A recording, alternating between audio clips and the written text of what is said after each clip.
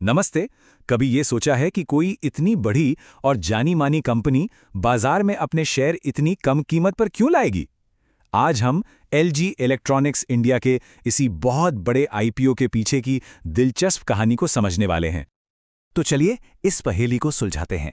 एक ऐसी कंपनी जो अपने मार्केट की लीडर है, जिसकी क्वालिटी पर कोई शक नहीं, उसे इतनी कम कीमत पर क्यों पेश किया जा रहा है? क्या ये एक सुनहरा मौका है या फिर इसमें कोई छिपा हुआ खतरा है? आइए पता करते हैं। सबसे पहले तो ये समझते हैं कि ये IPO इतना बड़ा क्यों है। देखिए, ये सिर्फ एक और कंपनी की लिस्टिंग नहीं है, बल्कि इस साल के सबसे बड़े मार्केट इवेंट्स में से एक है, जिसका असर पूरे बाजार पर पड़ सकता है। 11,607 करोड़ रुपए, ये रकम इतनी बड़ी है कि ये IPO भारत के सबसे बड़े IPOs में से एक बन जाता है। इससे साफ पता चलता है कि ये निवेशकों और बाजार के लिए कितना जरूरी है। और देखिए, निवेशकों के लिए समय बहुत कम है। ये IPO 7 अक्टूबर को खुलेगा और सिर्फ 2 दिन बाद 9 अक्टूबर को बंद हो जाएगा, और फिर 14 अक्टूबर के आसपास इसकी लिस्टिंग भी हो जाएगी। मतलब फैसला लेने के लिए ज्यादा वक्त नहीं है। अब समझते हैं कि LG इंडिया को बाजार का बादशाह आखिर कहा क्यों जा रहा है। क्या ये सिर्फ एक बड़ा नाम है या इसके पीछे कोई ठोस वजह भी है? तो LG की ताकत ना इन 4 पिलर्स पर टिकी है। पहला, ये अपने सेगमेंट में मार्केट लीडर है। दूसरा, नोएडा और पुणे में इसके इतने बड़े कारखाने हैं जो इसे प्रोडक्शन में बढ़त देते हैं। तीसरा, इसका रिटेल नेटवर्क इतना जबरदस्त है कि ये देश के कोने कोने तक पहुंचता है। और चौथा, OLED टीवी जैसे नए प्रोडक्ट से ये साबित होता है कि कंपनी इनोवेशन में भी बहुत आगे है।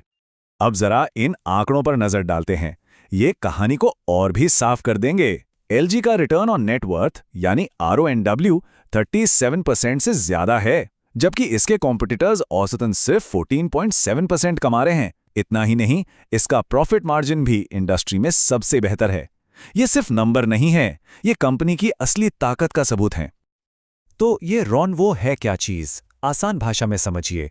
अगर किसी ने कंपनी में 100 रुपए लगाए, तो कंपनी उन 100 रुपयों पर कितना कमा रही है? जितना ज्यादा उतना अच्छा। और LG इस मामले में अपने कॉम्पिटिटर्स से मीलों आगे है। तो हम फिर से घूम फिर कर उसी बड़े सवाल पर आ जाते हैं। भाई, अगर कंपनी इतनी शानदार है तो इसके शेयर इतने सस्ते क्यों मिल रहे हैं? क्या इसमें कोई पेच है? ये टेबल इस पहेली को बिल्कुल साफ दिखाती है। देखिए, PE रेशियो से पता चलता है कि 1 रुपया कमाने के लिए निवेशक कितना पैसा देने को तैयार हैं। LG के लिए ये सिर्फ 3.5 है, जबकि इसके कॉम्पिटिटर्स के लिए ये 60 से भी ज्यादा है। साफ है, LG का शेयर काफी सस्ता लग रहा है। अब जरा ये ग्राफ देखिए। LG का बार दूसरों के मुकाबले कितना छोटा है। ये फर्क इतना बड़ा है कि इसे नजरअंदाज किया ही नहीं जा सकता। ये एक बहुत बड़ी छूट की तरफ इशारा कर रहा है। और इसका जवाब कंपनी की किसी कमजोरी में नहीं, बल्कि एक बहुत ही सोची समझी रणनीति में छिपा है। तो आखिर पेरेंट कंपनी की चाल क्या है? असल में वो ये चाहते हैं कि IPO हर हाल में हिट हो जाए। इसलिए उन्होंने कीमत कम रखी ताकि हर कोई इसमें पैसा लगाना चाहे। एक बार जब शेयर लिस्ट हो जाएंगे तो उनके पास जो 85% हिस्सेदारी बची है, उसकी कीमत अपने आप बढ़ जाएगी। ये पैसे जुटाने के लिए नहीं, बल्कि अपनी बची हुई संपत्ति का सही दाम तय करने की एक स्मार्ट चाल है। लेकिन रुकिए, कहानी यही खत्म नहीं होती। अब देखते हैं कि LG भविष्य के लिए क्या बड़ी योजना बना रहा है। और ये प्लान सिर्फ भारत तक ही सीमित नहीं है। 600 मिलियन अमेरिकी डॉलर, ये कोई छोटी मोटी रकम नहीं है। LG भारत में एक नया तीसरा कारखाना लगाने के लिए इतना बड़ा निवेश कर रहा है। ये उनके भविष्य के इरादों को साफ दिखाता है। और इस इतने बड़े इन्वेस्टमेंट का मकसद सिर्फ इंडिया में और सामान बेचना नहीं है। उनका लक्ष्य है भारत को पूरी दुनिया के लिए एक ग्लोबल एक्सपोर्ट हब बनाना। मतलब यहां बने प्रोडक्ट्स पूरी दुनिया में बेचे जाएंगे। तो निवेशकों के लिए इसका क्या मतलब है? इसका सीधा मतलब है कि कंपनी की कमाई सिर्फ भारत के बाजार पर निर्भर नहीं रहेगी। अगर कल को भारतीय बाजार में कोई सुस्ती आती भी है, तो भी कंपनी की कमाई पर ज्यादा असर नहीं पड़ेगा, क्योंकि वो दूसरे देशों में भी अपना सामान बेच रही होगी।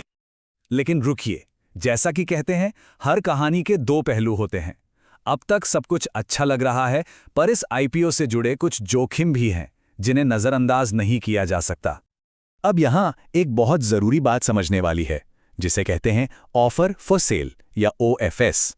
इसका सीधा सा मतलब है कि IPO से जो भी पैसा आएगा, वो LG इंडिया के पास नहीं जाएगा, वो पैसा सीधे उसकी पेरेंट कंपनी की जेब में जाएगा। ये एक बहुत बड़ा फर्क है। जैसा कि स्क्रीन पर दिख रहा है, एक तरफ ओएफएस में पैसा मौजूदा मालिक को मिलता है, दूसरी तरफ नए इशू में पैसा कंपनी के भविष्य के लिए इस्तेमाल होता है। इस आईपीओ में 100% ओएफएस है, मतलब सारा का सारा पैसा पेरेंट कंपनी को जाएगा, एलजी इंडिया को नहीं। इसके अलावा भी कुछ और चिंताएं हैं।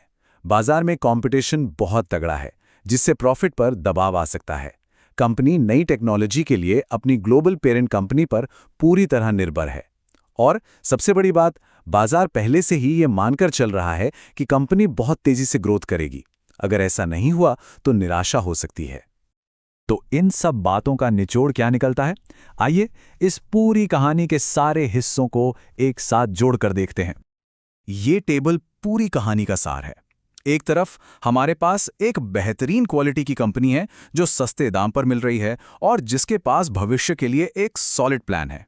दूसरी तरफ एक बड़ा जोखिम है कि आईपीओ का पैसा कंपनी के पास नहीं जाएगा। ये एक क्लासिक मामला है जहां फायदों और नुकसानों को तौलना होगा। तो आखिरी और सबसे बड़ा सवाल यही है, क्या एक शानदार कंपनी का सस्ते में मिलना और भविष्य का जबरदस्त ग्रोथ प्लान इस एक बड़े जोखिम पर भारी पड़ेगा कि आईपीओ का पैसा कंपनी के काम नहीं आएगा? इसका जवाब ही ये तय करेगा कि ये आईपीओ एक सुनहरा मौका है या एक छिपा हुआ जाल। If you like the content, please like and subscribe. Comment on Finance Seco India.